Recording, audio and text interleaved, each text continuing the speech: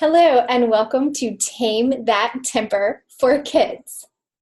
In this class, we're going to talk about what anger is, how to recognize it, and different ways that we can learn how to manage our anger or tame our temper.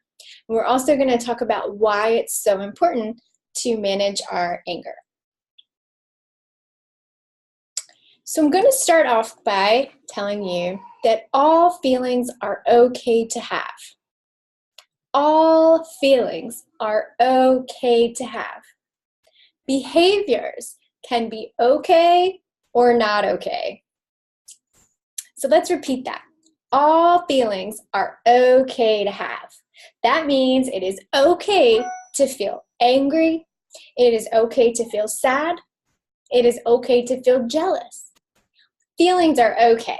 And if you've had a class with me before, then you've heard me say this because it's very important. All feelings are okay to have. Now, it's our behaviors that go with the feeling that can be okay or not okay.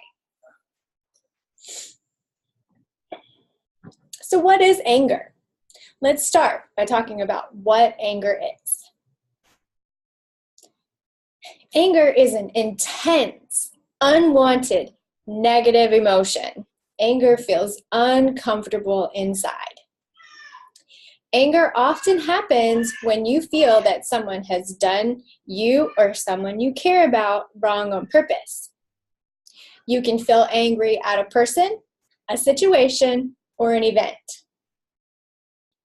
So that means that you feel like maybe you've been treated unfairly, or you're mad because you wanted to go to a baseball game and it was canceled. That means you'd be mad at an event. There's lots of different reasons that you can get mad. And it is normal and natural to feel angry from time to time. Everybody feels angry from time to time, and it's okay to feel angry.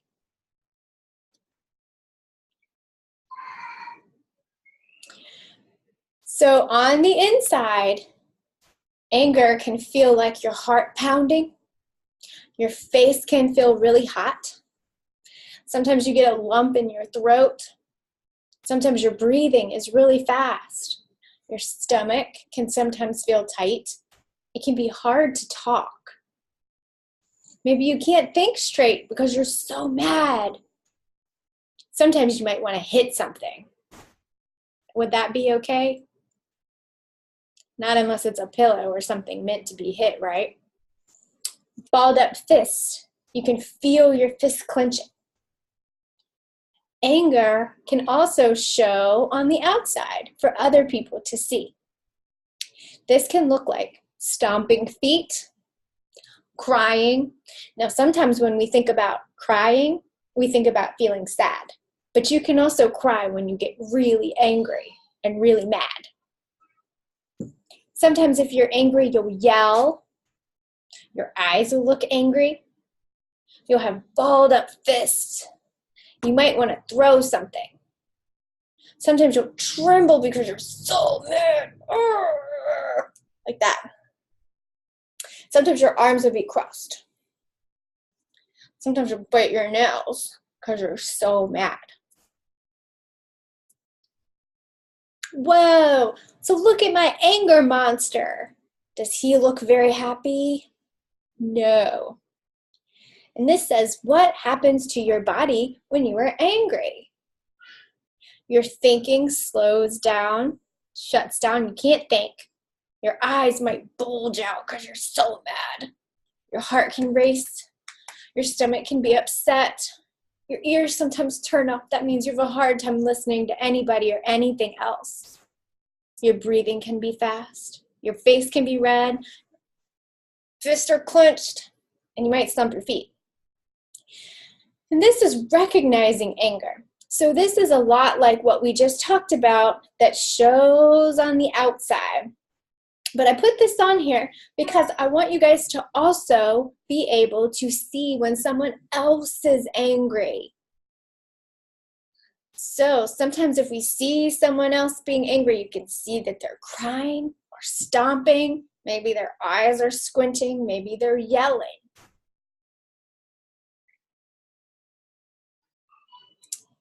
Now, Anger is an uncomfortable emotion, and we don't usually like when we feel angry, but sometimes anger can be positive. Sometimes good things can come from us being angry. That might sound confusing, but let me help explain it to you. Anger can be a good thing. Without feelings of anger, we wouldn't take a stand against unfairness or injustice. That means maybe you see somebody being bullied or someone not treating somebody right and you get angry and you might want to fix it. A lot of times, our angry feelings motivate us. That means they make us want to fix things or want to take action. It makes us want to do something because we see things aren't fair. Maybe they're not right. So anger is an internal alarm that tells us something is not quite right. So let's remember, anger can be positive, okay? But we have to learn how to manage our anger in a healthy, appropriate way for it to be positive. It's important to control your temper or tame your temper because you can get sick if you stay angry for a long time. Your body can't stay healthy if it's stressed by feeling the intense feeling that is anger. Our body can't handle being tense and tight and upset and our heart beating fast for a long time. It's not good for our bodies. So we have to learn how to tame our temper and calm our body down so we don't get sick. Physically ill can happen if we stay angry for too long.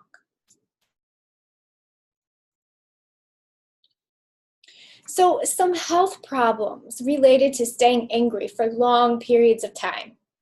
You can have aches and pains. Maybe your head will hurt.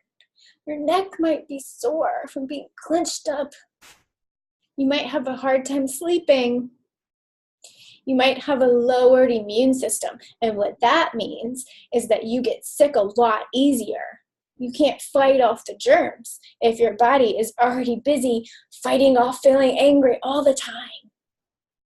You might feel sick a lot more often. And nobody likes that, do they? Understanding my anger. So now we know what anger looks like and what anger is. So now we're going to talk a little bit about our own personal anger and understand what's going on so we can learn how to tame our temper. Anger is like a mask. So we all know when you put a mask on, it can cover your face.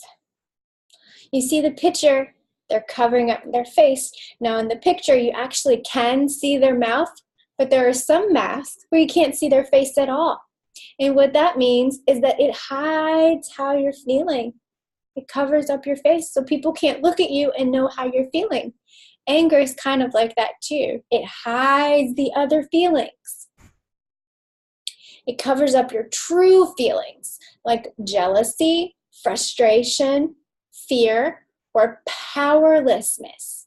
So what it means to be powerless means that you can't control anything. You can't help yourself. You can't do anything about a situation.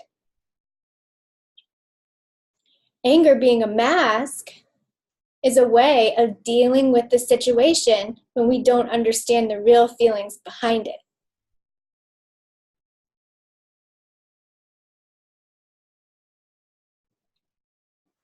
So this is another way to talk about angry. It's called the anger iceberg.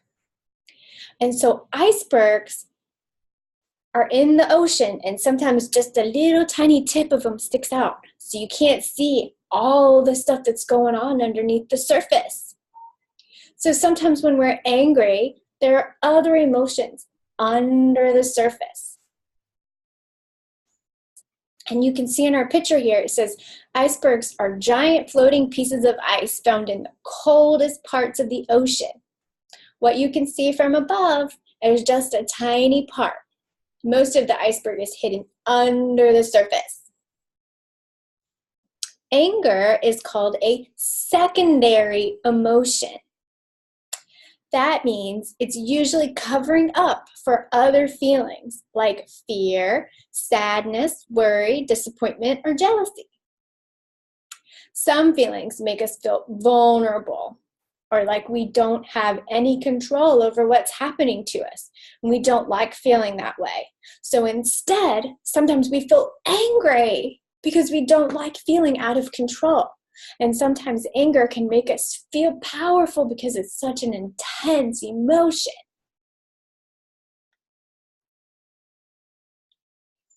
So it's super important when we feel angry to stop and think about maybe something else is going on.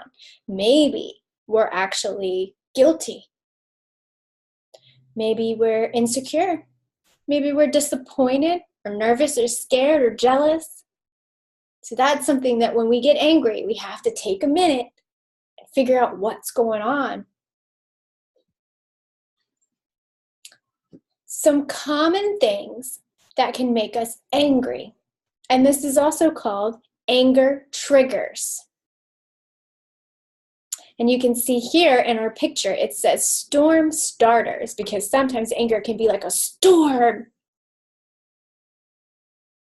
So some things that can often make people angry. Something's hard to do. Maybe you can't do it and you're very frustrated. Maybe someone hurt your feelings. Maybe you're tired or hungry or thirsty. That can make somebody very angry. Maybe you're embarrassed. Maybe because you got in trouble. Maybe because something is unfair. Maybe it's because you can't get what you want. Maybe you're being interrupted and that makes you mad because you can't say what you want to say. Maybe you've lost a toy. Maybe you've lost a sports game. There's lots of reasons that people can get angry. And what is a trigger? What can make someone feel angry but not someone else? It can be all different because we're all different. So my anger trigger might be different from your anger trigger.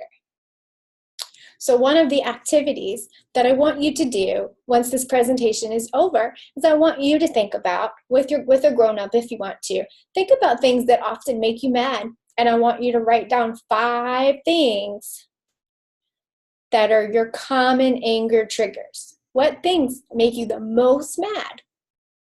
And that also kind of helps us understand ourselves a little bit better.